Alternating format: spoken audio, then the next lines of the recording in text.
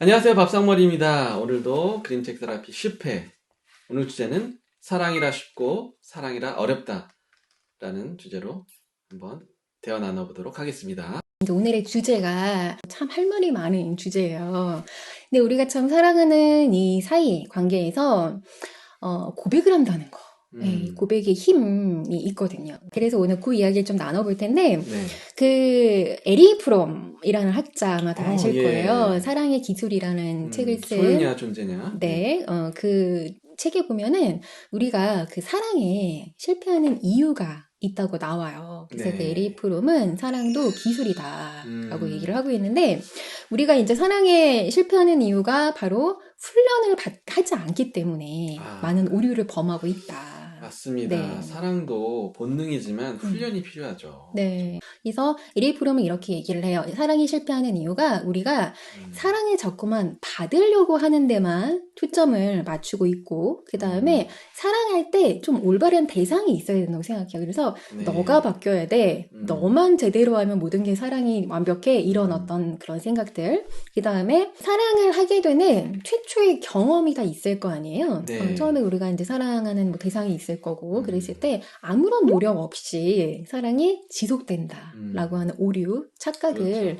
범하기 때문에 사랑이 실패한다라고 얘기를 하고 네. 있어요. 그래서 사랑도 분명히 훈련이 필요한 영역이고 기술이 필요한 영역이다라는 맞습니다. 이야기를 하고 있거든요. 사랑에도 엔트로피의 증가의 법칙이 적용이 되는 거예요. 네. 그래서 유지하기 위해서 많은 노력이 필요한 겁니다. 네, 그래서 우리가 사랑을 그러니까 주는 것도 능력이다. 받으려고만 하는 게 아니라 우리가 어떻게 줘야 될지를 좀 고민을 해야 될 필요가 있다라는 네. 이야기를 나누고 있고, 그래서 이제 오늘 그런 우리가 좀 기술적인 부분들, 그 다음에 훈련할 수 있는 부분들에 대한 이야기를 좀 나눠볼까 합니다. 네. 제가 이제 대표님한테 숙제를 하나 드렸었어요. 네. 과연 사랑하는 사람에 대해서 얼마나 알고 있을까에 대한 숙제를 드렸었거든요. 네.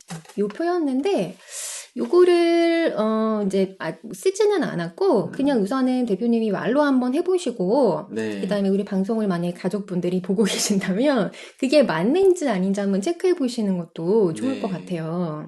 제 아내로 한번 해보죠. 네. 제 아내가 좋아하는 음식은 채식주의자입니다. 그래서 야채들을 다 좋아하고요. 채소. 네, 그다음에 사랑하는 사람이 싫어하는 음식은 네. 고기류는 별로 좋아하지 않죠, 당연히. 태식주의자니까. 베지터리언이니까. 네. 또 사랑하는 사람의 꿈은 좀 죄책감이 드는데요. 네. 지금 양육하느라고 특히 이제 독박 육아하느라고 두 아이 지금 그럼 맨날 전화를 하면은 항상 주위가 완전 난장판이에요. 그렇죠. 이게 또 한참 이제 4살이고 또 초등학교 들어가고 한참 힘드시기 둘이 막 때문에 그렇게 싸우고 막 소리 지르고 이런 소리가 나는데 네. 저도 그래서 가끔은 주말에는 제가 이렇게 아이들을 보고 어떤 활동을 하든지 그냥 아무런 간섭을 안 하곤 하는데 정말 자유로운 삶을 꿈꾸지 않을까 그런 생각을 해요. 네. 그 다음에 스트레스를 푸는 방법은? 네, 마찬가지입니다. 정말 혼자서 자기가 하고 싶은 거 영화 보고 연극 보고 발레 보고 그런 활동들 좋아할 것 같아요. 그 다음에 쉴 때는 뭘 하고 싶을까요?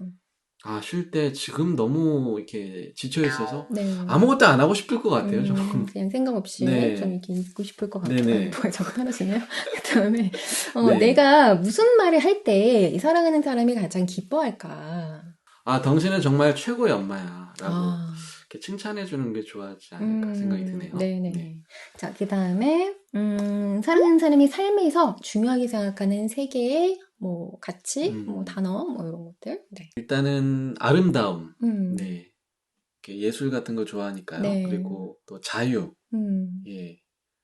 그리고 여행도 좋아하고 그래서 다양한 경험들, 네, 이런 것들이 아닐까 생각이 듭니다. 네, 그 다음에 사랑하는 사람이 나한테 가장 위로받고 싶었던 순간.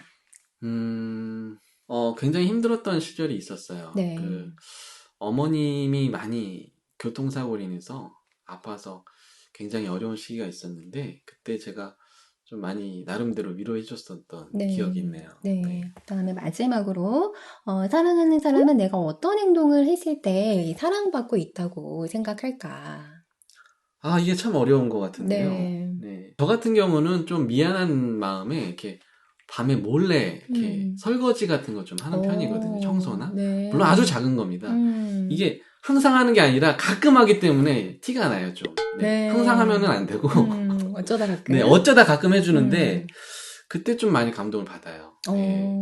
이런 것들을 한번 해보고 집에서 한번 배우자님하고도 한번 맞는지를 점검을 해보시면 틀린 부분도 있고 맞는 부분도 아마 있을 거예요. 네, 많이 틀린 게 나올 것 같습니다. 그래서 그거를 통해서 내가 생각하고 있는 어떤 사랑의 언어, 사랑의 방식과 우리 사랑하는 뭐 가족들이 생각하고 있는 방식이 좀 다를 수 있겠구나라는 걸 좀 체크해볼 수 있는데 이제 저 같은 경우도 이제 이런 거를 좀 주기적으로 체크를 해요. 네, 저는 그 점검이라는 단어를 굉장히 좀 중요하게 생각하거든요. 네. 근데 왜 그렇게 생각하냐면 정말 사랑하고 있는 사람과의 관계에선 참 점검을 하는 거를 소홀히 하고 그렇네요. 연습을 많이 안 해요. 네, 그러니까 훈련이 안 되어 있다라는 거거든요. 네. 그래서 이런 것들을 주기적으로 우리가 좀 체크를 해보면 참 도움이 되는데 저희가 이렇게 말하지 않아도 알 수 있는 좀 사랑의 표현들이 있을 거예요. 우리가 좀 가족들과의 관계에 있어서. 그래서 이렇게 여기 스태프분들하고 같이 한번 우리가 해봤는데, 우리 와이셔츠? 네. 제가 지금 아내랑 같이 안 사는데, 네. 저희 어머니가 저 대학 때부터 와이셔츠를 항상 다루고 네.